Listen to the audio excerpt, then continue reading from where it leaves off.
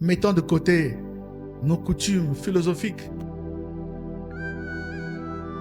Vous savez, au IIe siècle, lorsque le Seigneur, les apôtres sont partis, les pères de l'Église sont restés avec l'Église. On leur attribue des vertus, c'est-à-dire qu'ils ont fait quelque chose qui est bien, ils ont enseigné, ils ont montré aux gens la vraie doctrine, qui était les épîtres, le Nouveau Testament. Mais eux,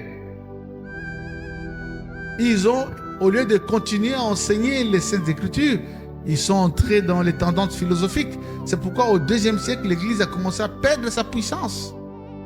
Prêchons seulement la parole de Dieu. Elle est puissante. Elle suffit.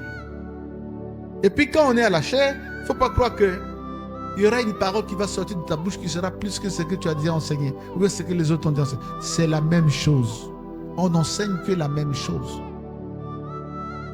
La Bible, il y a un seul message, revenir à Dieu. Il y a un seul, revenir vers Dieu. Il y a un seul message, abandonner les ténèbres, venir à Dieu et la lumière. Il y a un seul message, venir à Jésus, son Fils unique, qui est le chemin préparé par Dieu pour notre salut. Il y a un seul message. Au lieu de prêcher ça, vous prêchez autre chose, ça distrait l'Église.